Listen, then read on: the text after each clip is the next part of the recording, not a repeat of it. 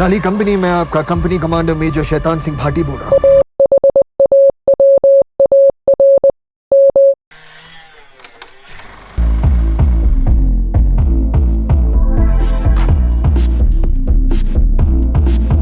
Hi everyone, welcome back to the Jeff and Ishan show. Ishan, what are we talking about today? We're talking about 120 Bahadur, or brave, as in brave soldiers. All right, it's a 2025 Hindi language war picture written by Sumeet Arora and Rajiv G. Menon and directed by Razneesh Ghai. Ishan, what's it about? It is about the Battle of Raisong La, which took place on a mountain pass in the Himalayas in the early 1960s. It is when the Chinese army betrayed India and went in to take Kashmir. And it follows the story of 120 brave soldiers who sacrificed their lives to keep the thousands of Chinese soldiers out of their country. This film was released theatrically in India about 2 months ago, but it's just now hit Amazon Prime Video. And I think most Americans don't have a clue about this Chinese incursion across the border into India in the fall of 1962. But in India, it's a very big deal. It's maybe a little bit like the Battle of the Alamos place in popular memory here in the US, and that it's about a very small group of brave heroes taking on a much larger and better equipped enemy force.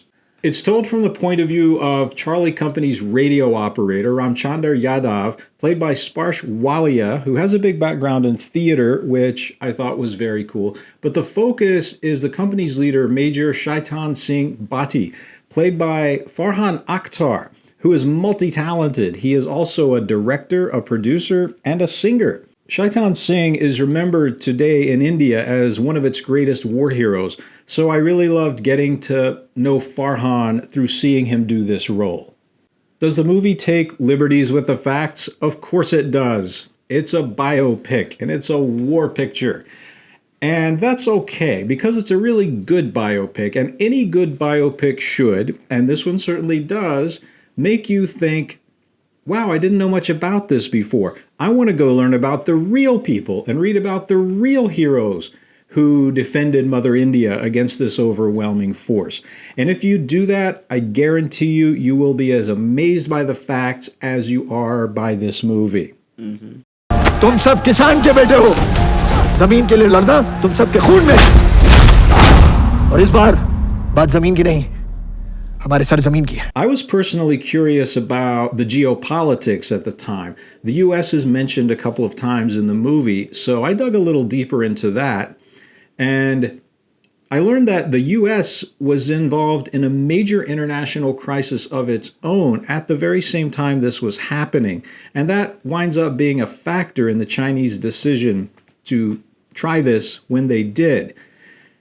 I'm not going to ruin that because I want you to look it up and find out and learn more about it, especially the heroes of Charlie Company. But I'll give you a hint.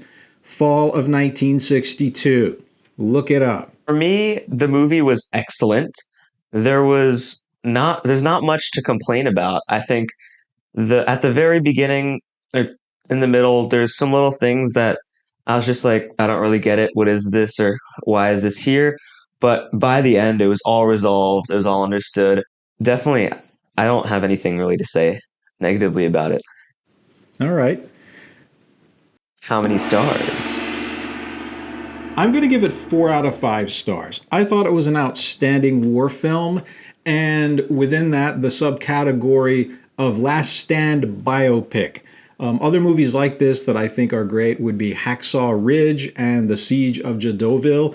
120 Bahadur is very much in the same category of being an excellent film in that way.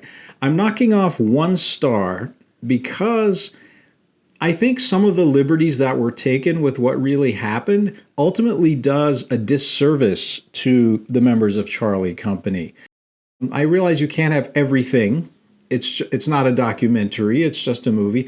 But there could have been a much more epic scale with what was going on with the U.S., for example. I would have loved to have seen more of Prime Minister Nehru aware of this battle, aware of what's happening, doing what he could to try to bolster India's military.